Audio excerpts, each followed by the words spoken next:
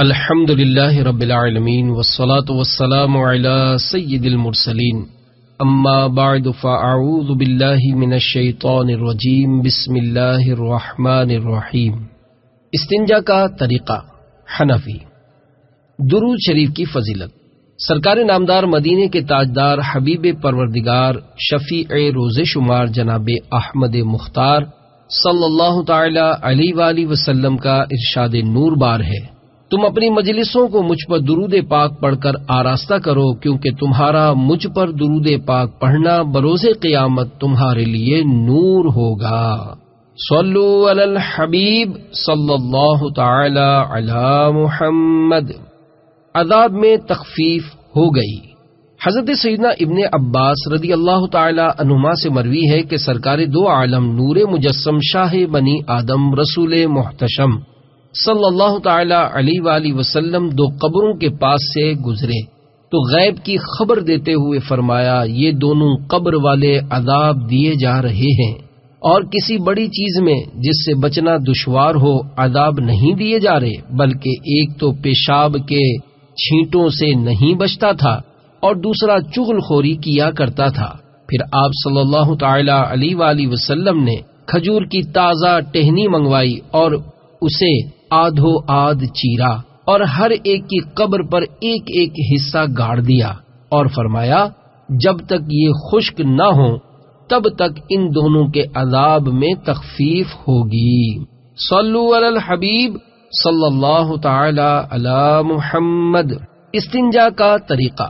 استنجا خانے میں جنات اور شیاطین رہتے ہیں، اگر جانے سے پہلے بسم اللہ پڑھ لی جائے تو اس کی برکت سے وہ ستر دیکھ نہیں سکتے۔ حدیث پاک میں ہے، جن کی آنکھوں اور لوگوں کے ستر کے درمیان پردہ یہ ہے کہ جب پاخانے کو جائے تو بسم اللہ کہہ لے، یعنی جیسے دیوار اور پردے لوگوں کی نگاہ کے لیے آڑ بنتے ہیں، ایسے ہی یہ اللہ عز و جل کا ذکر جنات کی نگاہوں سے آڑ بنے گا کہ جنات اس کو دیکھ نہ سکیں گے۔ استنجا خانے میں داخل ہونے سے پہلے بسم اللہ پڑھ لیجئے، بلکہ بہتر یہ ہے کہ یہ دعا پڑھ لیجئے اول و آخر درود شریف۔ بسم اللہ اللہم انی اعوذ بک من الخبث والخبائث، یعنی اللہ کے نام سے شروع، یا اللہ میں ناپاک جنوں نر و مادہ سے تیری پناہ مانگتا ہوں۔ پھر پہلے الٹا قدم استنجا خانے میں رکھ کر داخل ہوں، سر ڈھانپ کر استنجا کریں۔ ننگے سر استنجا خانے میں داخل ہونا ممنوع ہے۔ جب پیشاب کرنے یا قضائے حاجت کے لیے بیٹھیں تو منہ اور پیٹھ دونوں میں سے کوئی بھی قبلے کی طرف نہ ہو۔ اگر بھول کر قبلے کی طرف منہ یا پشت کر کے بیٹھ گئے تو یاد آتے ہی فوراً قبلے کی طرف سے اس طرح رخ بدل دے کہ کم از کم 45 یعنی 45 ڈگری سے باہر ہو جائے۔ اس میں امید ہے کہ فوراً اس کے لیے مغفرت و بخشش فرما دی جائے۔ بچوں کو بھی قبلے کی طرف منہ یا پیٹھ کرا کے پیشاب یا پاخانہ نہ کرائیں، اگر کسی نے ایسا کیا تو وہ گناہگار ہوگا۔ جب تک قضائے حاجت کے لیے بیٹھنے کے قریب نہ ہو کپڑا بدن سے نہ ہٹائے اور نہ ہی ضرورت سے زیادہ بدن کھولے۔ پھر دونوں پاؤں ذرا کشادہ یعنی کھلے کر کے بائیں یعنی الٹے پاؤں پر زور دے کر بیٹھے کہ اس طرح بڑی آنت کا منہ کھلتا ہے اور اجابت آسانی سے ہوتی ہے۔ کسی دینی مسئلے پر غور نہ کرے کہ محرومی کا باعث ہے، اس وقت چھینک، سلام یا اذان کا جواب زبان سے نہ دے۔ اگر خود چھینکے تو زبان سے الحمدللہ نہ کہے، دل میں کہہ لے۔ بات چیت نہ کرے، اپنی شرمگاہ کی طرف نہ دیکھے، اس نجاست کو نہ دیکھے جو بدن سے نکلی ہے۔ خواہ مخواہ دیر تک استنجا خانے میں نہ بیٹھے کہ بواسیر ہونے کا اندیشہ ہے۔ پیشاب میں نہ تھوکے، نہ ناک صاف کرے، نہ بلا ضرورت کھنکارے، نہ بار بار ادھر ادھر دیکھے، نہ بیکار بدن چھوئے، نہ آسمان کی طرف نگاہ کرے، بلکہ شرم کے ساتھ سر جھکائے رہے۔ قضائے حاجت سے فارغ ہونے کے بعد پہلے پیشاب کا مقام دھوئے، پھر پاخانے کا مقام۔ پانی سے استنجا کرنے کا مستحب طریقہ یہ ہے کہ ذرا کشادہ یعنی کھلا ہو کر بیٹھے اور سیدھے ہاتھ سے آہستہ آہستہ پانی ڈالے اور الٹے ہاتھ کی انگلیوں کے پیٹ سے نجاست کے مقام کو دھوئے، انگلیوں کا سرا نہ لگے، اور پہلے بیچ کی انگلی اونچی رکھے، پھر اس کے برابر والی، اس کے بعد چھوٹی انگلی کو اونچی رکھے، لوٹا اونچا رکھے کہ چھینٹے نہ پڑیں۔ سیدھے ہاتھ سے استنجا کرنا مکروہ ہے، اور دھونے میں مبالغہ کرے، یعنی سانس کا دباؤ نیچے کی جانب ڈالے یہاں تک کہ اچھی طرح نجاست کا مقام دھل جائے، یعنی اس طرح کہ چکنائی کا اثر باقی نہ رہے۔ اگر روزہ دار ہو تو پھر مبالغہ نہ کرے۔ طہارت حاصل ہونے کے بعد ہاتھ بھی پاک ہو گئے، لیکن بعد میں صابن وغیرہ سے بھی دھو لے۔ جب استنجا خانے سے نکلے تو پہلے سیدھا قدم باہر نکالے، اور باہر نکلنے کے بعد اول آخر درود شریف کے ساتھ یہ دعا پڑھے: الحمدللہ الذی اذھب عنی الاذی وعافانی، یعنی اللہ تعالی کا شکر ہے جس نے مجھ سے تکلیف دہ چیز کو دور کیا اور مجھے عافیت یعنی راحت بخشی۔ بہتر یہ ہے کہ ساتھ میں یہ دعا بھی ملا لیں، اس طرح دو حدیثوں پر عمل ہو جائے گا۔ غفرانک، ترجمہ: میں اللہ سے مغفرت کا سوال کرتا ہوں۔ صلو علی الحبیب صلی اللہ تعالی علی محمد۔ آب زمزم سے استنجا کرنا کیسا؟ زمزم شریف سے استنجا کرنا مکروہ ہے، اور ڈھیلا نہ لیا ہو تو ناجائز۔ وضو کے بقیہ پانی سے طہارت کرنا خلاف اولا ہے۔ طہارت کے بچے ہوئے پانی سے وضو کر سکتے ہیں۔ بعض لوگ جو اس کو پھینک دیتے ہیں، یہ نہ چاہیے، اسراف میں داخل ہے۔ استنجا خانے کا رخ درست رکھیے۔ اگر خدا نخواستہ آپ کے گھر کے استنجا خانے کا رخ غلط ہے، یعنی بیٹھتے وقت قبلے کی طرف منہ یا پیٹھ ہوتی ہے، تو اس کو درست کرنے کی فوراً ترکیب کیجیے، مگر یہ ذہن میں رہے کہ معمولی سا ترچھا کرنا کافی نہیں۔ WC اس طرح ہو کہ بیٹھتے وقت منہ یا پیٹھ قبلے سے 45 یعنی 45 ڈگری کے باہر رہے۔ آسانی اسی میں ہے کہ قبلے سے 90 ڈگری یعنی 90 ڈگری پر رخ رکھیے، یعنی نماز کے بعد دونوں بار سلام پھیرنے میں جس طرف منہ کرتے ہیں، ان دونوں سمتوں میں سے کسی ایک جانب WC کا رخ رکھیے۔ استنجا کے بعد قدم دھو لیجیے۔ پانی سے استنجا کرتے وقت عموماً پاؤں کے ٹخنوں کی طرف چھینٹے آ جاتے ہیں، لہذا احتیاط اسی میں ہے کہ بعد فراغت قدموں کے وہ حصے دھو کر پاک کر لیے جائیں، مگر یہ خیال رہے کہ دھونے کے دوران اپنے کپڑوں یا دیگر چیزوں پر چھینٹے نہ پڑیں۔ بل میں پیشاب کرنا۔ رحمت والے آقا، دو جہاں کے داتا، شافع روز جزا، مکی مدنی مصطفیٰ، محبوب کبریا صلی اللہ تعالی علیہ وآلہ وسلم کا فرمان شفقت نشان ہے: تم میں سے کوئی شخص سوراخ میں پیشاب نہ کرے۔ جن نے شہید کر دیا۔ مفسر شہیر حکیم الامت حضرت مفتی احمد یار خان علیہ رحمت الحنان فرماتے ہیں: جوہر سے مراد یا زمین کا سوراخ ہے یا دیوار کی پھٹن یعنی دراڑ۔ چونکہ اکثر سوراخوں میں زہریلے جانور یا چونٹیاں وغیرہ کمزور جانور یا جنات رہتے ہیں، چونٹیاں پیشاب یا پانی سے تکلیف پائیں گی یا سانپ و جن نکل کر ہمیں تکلیف دیں گے، اس لیے وہاں پیشاب کرنا منع فرمایا گیا۔ چنانچہ حضرت سیدنا سعد ابن عبادہ انصاری رضی اللہ تعالیٰ عنہ کی وفات اسی سے ہوئی کہ آپ رضی اللہ تعالیٰ عنہ نے ایک سوراخ میں پیشاب کیا، جن نے نکل کر آپ کو شہید کر دیا۔ لوگوں نے اس سوراخ سے یہ آواز سنی، یعنی ہم نے قبیلہ خزرج کے سردار سعد بن عبادہ رضی اللہ تعالیٰ عنہ کو شہید کر دیا، اور ہم نے ایسا تیر مارا جو ان کے دل سے آر پار ہو گیا۔ اللہ عز و جل کی ان پر رحمت ہو اور ان کے صدقے ہماری مغفرت ہو، آمین بجاہ نبی الامین صلی اللہ علیہ وآلہ وسلم۔ حمام میں پیشاب کرنا۔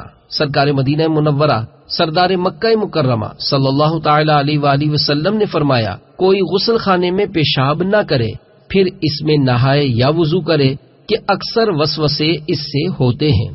مفسر شہیر حکیم الامت حضرت مفتی احمد یار خان علیہ رحمت الحنان اس حدیث پاک کے تحت فرماتے ہیں: اگر غسل خانے کی زمین پختہ ہو اور اس میں پانی خارج ہونے کی نالی بھی ہو تو وہاں پیشاب کرنے میں حرج نہیں، اگرچہ بہتر ہے کہ نہ کرے، لیکن اگر زمین کچی ہو اور پانی نکلنے کا راستہ بھی نہ ہو تو پیشاب کرنا سخت برا ہے کہ زمین نجس ہو جائے گی اور غسل یا وضو میں گندا پانی جسم پر پڑے گا۔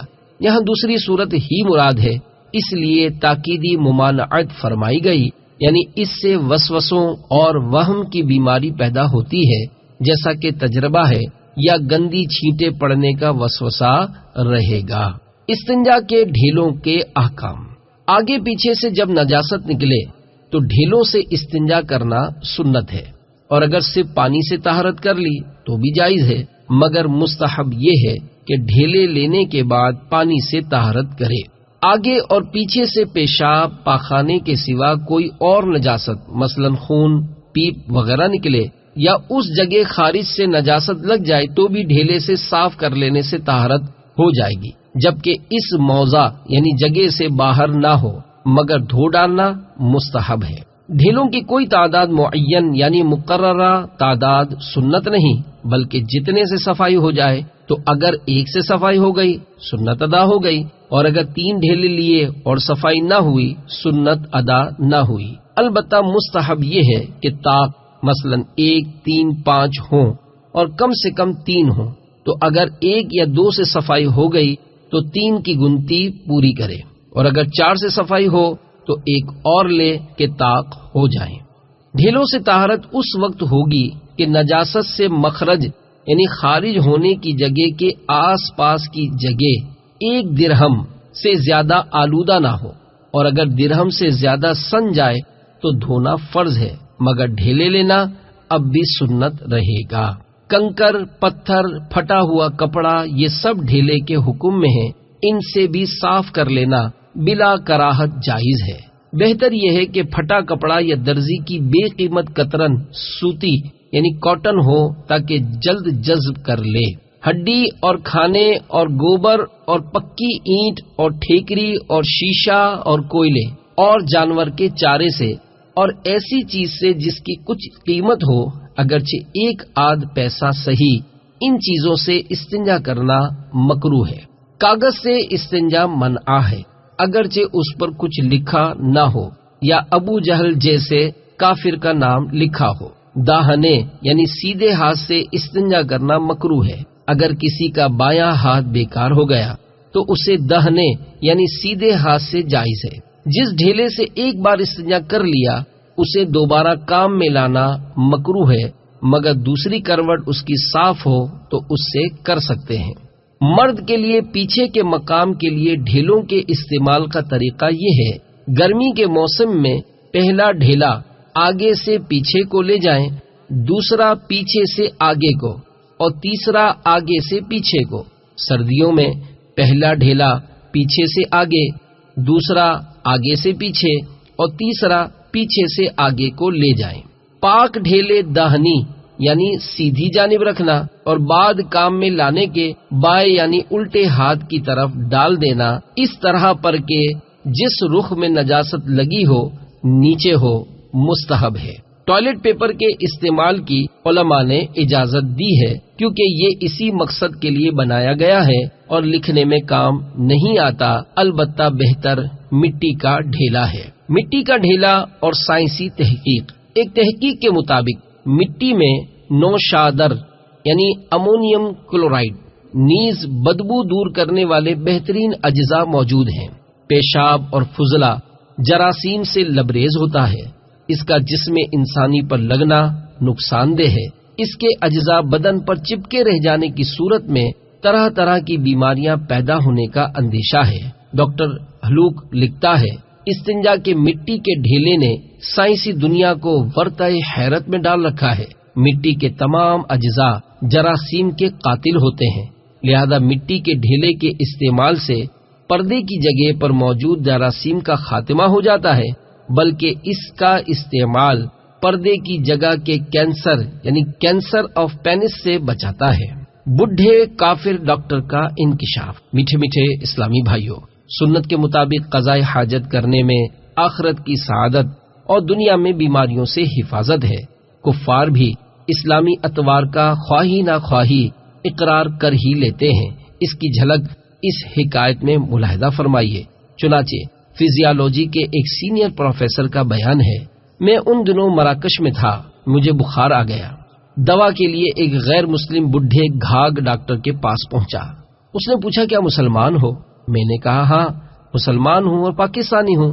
یہ سن کر کہنے لگا اگر تمہارے پاکستان میں ایک طریقہ جو خود تمہارے نبی صلی اللہ علیہ وآلہ وسلم کا بتایا ہوا ہے زندہ ہو جائے تو پاکستانی بہت سارے امراض سے بچ جائیں۔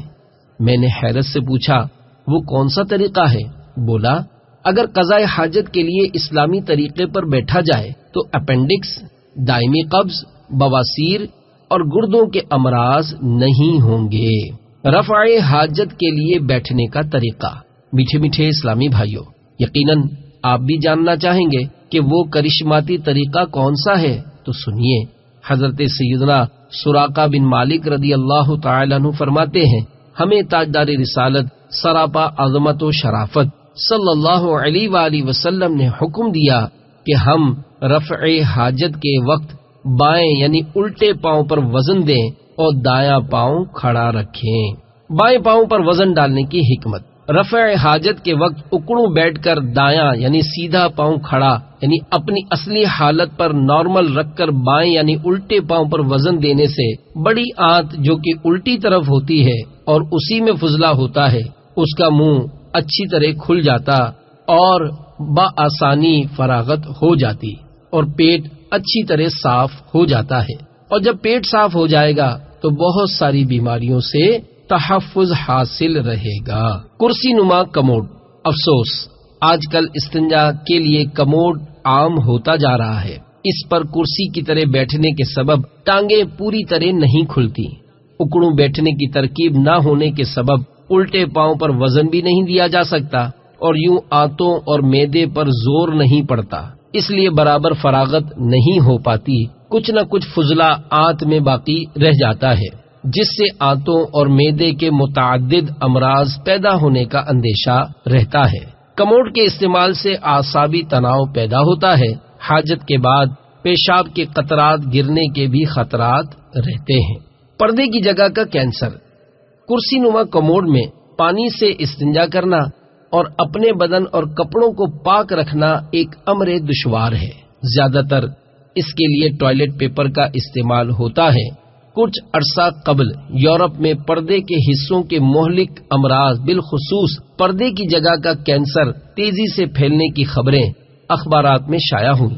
تحقیقی بورڈ بیٹھا اور اس نے نتیجہ یہ بیان کیا کہ ان امراض کے دو ہی اسباب سامنے آئے۔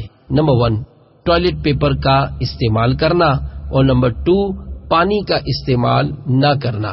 ٹوائلٹ پیپر سے پیدا ہونے والے امراض۔ ٹوائلٹ پیپر بنانے میں بعض ایسے کیمیکل استعمال ہوتے ہیں جو جلد یعنی چمڑی کے لیے انتہائی نقصان دہ ہیں۔ اس کے استعمال سے جلدی امراض پیدا ہوتے ہیں جیسا کہ ایگزیما اور چمڑی کا رنگ تبدیل ہونا۔ ڈاکٹر کینن ڈیوس کا کہنا ہے ٹوائلٹ پیپرز کا استعمال کرنے والے ان 4 امراض کے استقبال کی تیاری کریں۔ نمبر 1 پردے کی جگہ کا کینسر۔ نمبر 2 بھگندر، ایک پھوڑا جو مقعد کے آس پاس ہوتا یعنی بیٹھنے کی جگہ پر اور بہت تکلیف پہنچاتا ہے۔ نمبر 3 جلد انفیکشن یعنی اسکن انفیکشن۔ نمبر 4 پھپھوندی کے امراض یعنی وائرل ڈیزیزز۔ ٹوائلٹ پیپر اور گردوں کے امراض۔ اطباء کا کہنا ہے کہ ٹوائلٹ پیپر سے صفائی برابر نہیں ہوتی، لہذا جراثیم پھیلتے اور بدن انسانی کے اندر جا کر طرح طرح کی بیماریوں کا سبب بنتے ہیں، خصوصاً عورتوں کی پیشاب گاہ کے ذریعے گردوں میں داخل ہو جاتے ہیں، جس کے سبب بسا اوقات گردوں سے پیپ آنا شروع ہو جاتا ہے۔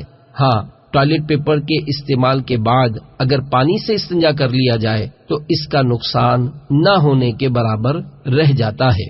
سخت زمین پر قضاء حاجت کے نقصانات۔ کرسی نما کموڈ اور WC کا استعمال شرعاً جائز ہے۔ سہولت کے لحاظ سے کموڈ کے مقابلے میں WC بہتر ہے، جبکہ اتنا کشادہ یعنی چوڑا ہو کہ اس پر سنت کے مطابق بیٹھا جا سکے، لیکن آج کل چھوٹے WC لگائے جاتے ہیں اور ان میں کشادہ ہو کر نہیں بیٹھا جا سکتا۔ ہاں، اگر قدمچے یعنی پاؤں رکھنے کی جگہ فرش کے ساتھ ہموار رکھی جائے تو حسب ضرورت کشادہ بیٹھا جا سکتا ہے۔ ایک سنت نرم زمین پر رفع حاجت کرنا بھی ہے۔ جیسا کہ حدیث رسول صلی اللہ علیہ وآلہ وسلم میں ہے، جب تم میں سے کوئی پیشاب کرنا چاہے تو پیشاب کے لیے نرم جگہ ڈھونڈے۔ اس کے فوائد کو تسلیم کرتے ہوئے لیول پال کہتا ہے، انسان کی بقا مٹی اور فنا بھی مٹی ہے۔ جب سے لوگوں نے نرم مٹی کی زمین پر قضاء حاجت کرنے کے بجائے سخت زمین یعنی WC کموڈ وغیرہ کا استعمال شروع کیا ہے، اس وقت سے مردوں میں جنسی یعنی مردانہ کمزوری اور پتھری کے امراض میں اضافہ ہو گیا ہے۔ سخت زمین پر حاجت کرنے کے اثرات مثانے کے غدود یعنی پروسٹیٹ گلینڈز پر بھی پڑتے ہیں۔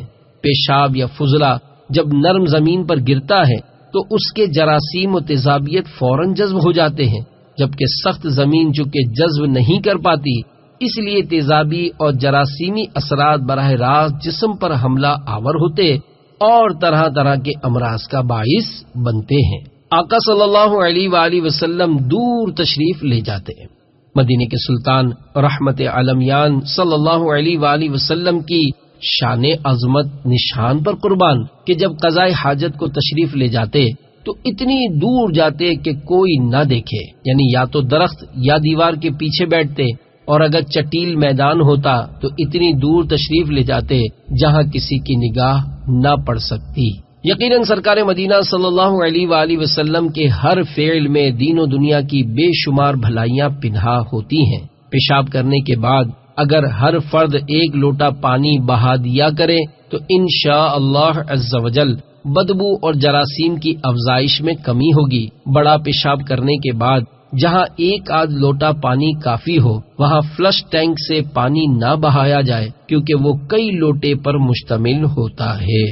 قضاء حاجت سے قبل چلنے کے فوائد۔ آج کل بالخصوص شہروں میں بند کمرے کے اندر ہی بیت الخلاء یعنی اٹیچ باتھ ہوتے ہیں، جو کہ جراثیم کی نشو و نما اور ان کے ذریعے پھیلنے والے امراض کے ذرائع ہیں۔ ایک بایو کیمسٹری کے ماہر کا کہنا ہے، جب سے شہروں میں وسعت، آبادیوں کی کثرت اور کھیتوں کی قلت ہونے لگی ہے، تب سے امراض کی خوب زیادت ہونے لگی ہے۔ قضاء حاجت کے لیے جب سے دور چل کر جانا ترک کیا ہے، قبض، گیس، تبخیر اور جگر کی بیماریاں بڑھ گئی ہیں۔ چلنے سے آنتوں کی حرکتوں میں تیزی آتی ہے، جس کے سبب حاجت تسلی بخش ہو جاتی ہے۔ آج کل بغیر چلے گھر ہی گھر میں بیت الخلاء میں داخل ہو جانے کی وجہ سے بسا اوقات فراغت بھی تاخیر سے ہوتی ہے۔ بیت الخلاء جانے کی 47 نیتیں۔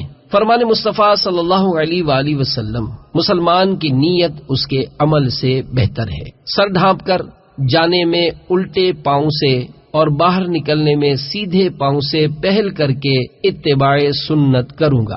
دونوں بار یعنی داخلے سے قبل اور نکلنے کے بعد مسنون دعائیں پڑھوں گا۔ صرف اندھیرے کی صورت میں یہ نیت کیجیے، طہارت پر مدد حاصل کرنے کے لیے بتی جلاؤں گا۔ فراغت کے فوراً بعد اسراف سے بچنے کی نیت سے بتی بجھا دوں گا۔ حدیث پاک میں ہے، ترجمہ، پاکی نصف ایمان ہے، پر عمل کرتے ہوئے پاؤں کو گندگی سے بچانے کے لیے چپل پہنوں گا۔ پہنتے ہوئے سیدھے قدم سے اور اتارتے ہوئے الٹے سے پہل کر کے اتباع سنت کروں گا۔ ستر کھلا ہونے کی صورت میں استقبال قبلہ یعنی قبلے کی طرف منہ کرنے اور استدبار قبلہ یعنی قبلے کی طرف پیٹ کرنے سے بچوں گا۔ زمین سے قریب ہو کر فقط حسب ضرورت ستر کھولوں گا۔ اسی طرح فراغت کے بعد اٹھنے سے قبل ہی ستر چھپا لوں گا۔ جو کچھ خارج ہوگا اس کی طرف نہیں دیکھوں گا۔ پیشاب کے چھینٹوں سے بچوں گا۔ حیا سے سر جھکائے رہوں گا۔ ضرورتاً آنکھیں بند کر لوں گا اور بلا ضرورت شرمگاہ کو دیکھنے اور چھونے سے بچوں گا۔ الٹے ہاتھ سے ڈھیلا پکڑ کر الٹے ہی ہاتھ سے خشک کر کے الٹے ہاتھ کی طرف الٹا یعنی نجاست والا حصہ زمین کی طرف رکھوں گا۔ پاک سیدھی طرف رکھوں گا۔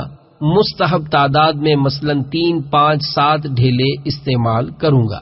پانی سے طہارت کرتے وقت بھی صرف الٹا ہاتھ شرمگاہ کو لگاؤں گا۔ شرعی مسائل پر غور نہیں کروں گا کہ باعث محرومی ہے۔ ستر کھلا ہونے کی صورت میں بات چیت نہیں کروں گا اور پیشاب وغیرہ میں نہ تھوکوں گا، نہ ہی اس میں ناک سنکوں گا۔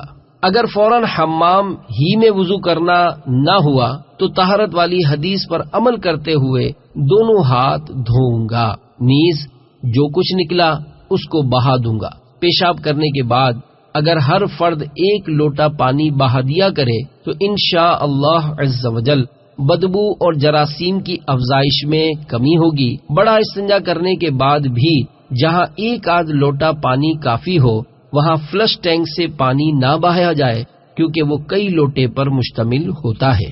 پانی سے استنجا کرنے کے بعد پاؤں کے ٹخنوں والے حصے احتیاط کے ساتھ دھو لوں گا، کیونکہ اس موقع پر عموماً ٹخنوں کی طرف گندے پانی کے چھینٹے آ جاتے ہیں۔